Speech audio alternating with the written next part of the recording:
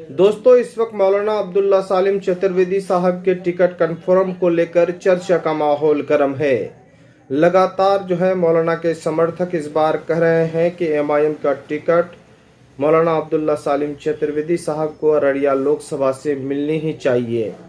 जैसा कि जान रहे हैं, बिहार में 11 लोकसभा सीटों का ऐलान किया है और एमआईएम के तरफ से 4 लोकसभा में अब उम्मीदवारों का नाम भी घोषणा हो चुका है।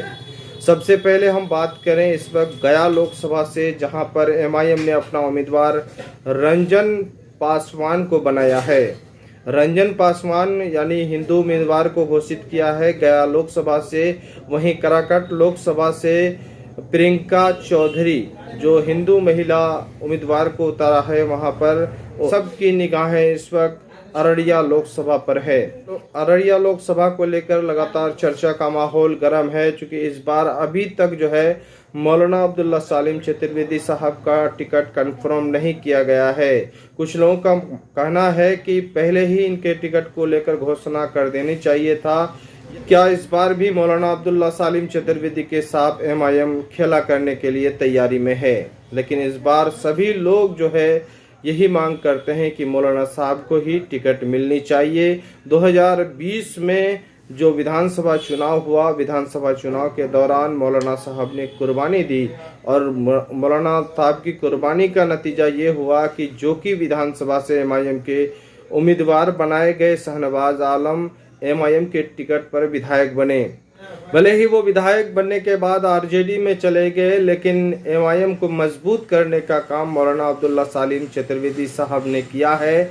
और लोग यही कह रहे हैं कि इस बार मौलाना साहब को ही टिकट मिलनी चाहिए, चाहे उनके किस्मत में हार हो या जीत हो। लेकिन इस बार लोकसभा चुनाव की जहां तैयारी मौलाना साहब कर रहे हैं, और ख़ास तौर पर मौलाना अब्दुल्ला सालिम चतुर्वेदी साहब ने अपने बयान में कहा भी है कि पार्टी अगर 2024 में टिकट देगी तो हम उम्मीदवार बनेंगे, 2025 विधानसभा में देगी तो भी उम्मीदवार बनेंगे।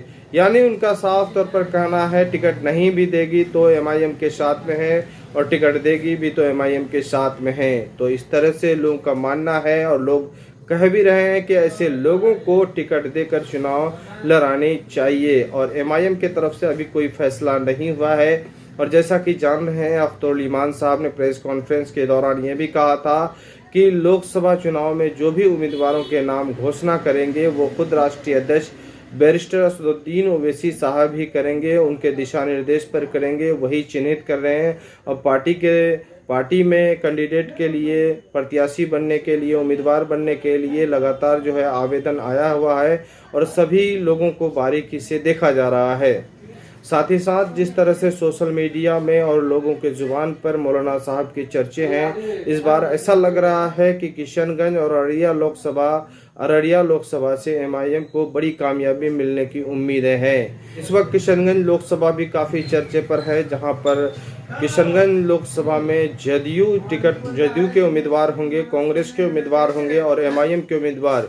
यानी यहाँ पर भी तीनों कैंडिडेट जदयू, कांग्रेस और एमआईएम पिछले लोकसभा चुनाव 2019 के तरह होंगे। लेकिन इस बार अलग रुझान देखने को मिल रहे हैं। अलग वीडियो में आपको दिखाएंगे कि क्या इस बार किस तरह से मुकाबला रहेगा। पिछले दिनों एमआईएम को यहाँ पर कितने वोट मिले थे, क्योंकि उस वक्त भी जदयू के खाते में कहां बढ़त वोट मिले थे, और जदयू उस वक्त दूसरे स्थान में आया था। और इस बार किस स्थान में जदयू आएगा ये भी आपको बताएंगे।